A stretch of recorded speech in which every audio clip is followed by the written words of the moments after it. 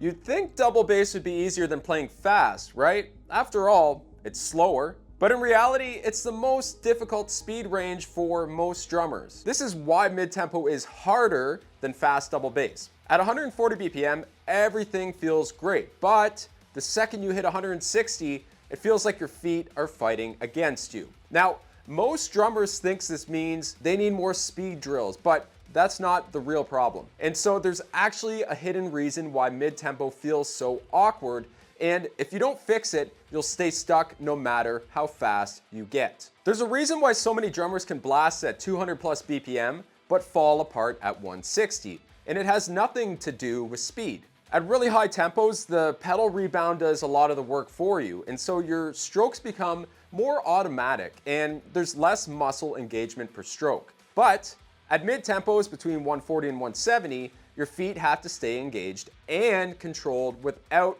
relying on natural rebound. And so mid-tempos feel harder because your muscles are working more, not less. So if your mechanics aren't locked in, you'll struggle with control. Now, a lot of drummers don't realize that they're using way too much motion at mid-tempos. What feels fine at slower speeds suddenly becomes exhausting at 160. Imagine trying to sprint through deep sand.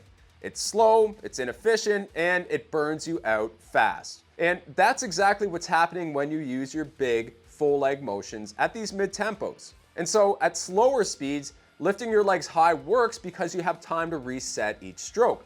But at 160, that same motion is too big and too slow, making you waste way more energy than necessary. I want you to try this. Play a simple alternating eighth note pattern at, let's say 150, using your full leg motion. Then you're going to gradually reduce the movement in your leg while maintaining control. Just take notice of how much easier it gets.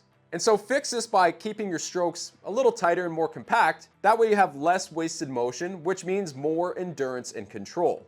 Now, I see this so often. A lot of drummers think switching to the ankle technique earlier will make their footwork smoother, but instead, they end up feeling weak, unstable, and out of control. Think of a trampoline. If you try to jump before it springs back up, you lose power and you get stuck. But if you time it right and you let the rebound do the work for you, you'll get an effortless bounce. The same thing happens with your pedals. So if you switch to the ankle technique before the pedal rebounds, your strokes feel disconnected and weak. But when you time your movement to match the pedal's natural motion, everything seems to just lock in nice and smoothly. So let's bust this quick myth. Some drummers try to just crank up their pedal spring tension to fix this.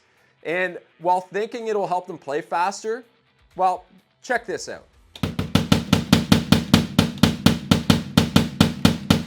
So we can fix this by using a technique that syncs with the pedal's natural rebounds at these tempos and not against it. Imagine riding a bike and suddenly shifting into higher gear without pedaling fast enough first. Instead of a smooth transition, you lose momentum and your legs feel like they're working against the bike. Same thing happens when drummers abruptly switch from that full leg motion to the ankle technique without a proper transition. This movement feels unstable, you start to lose control, just like how cyclists gradually increase their cadence before shifting gears. Drummers need a smooth mid-gear phase. This is where the hybrid approach comes in. I want you to try out this quick drill. You're gonna try switching between techniques every 8 bars, and this forces your body to transition smoothly instead of just guessing. So the big takeaway? Just train that mid-gear transition, aka the hybrid approach. So now you know why mid-tempos feel so damn awkward, but even after fixing this, a lot of drummers still feel that their double bass drumming sounds inconsistent and weak. And that's because of this one simple technique flaw. In fact, I just made a video deep dive on exactly how to fix it. Click here and I'll show you how.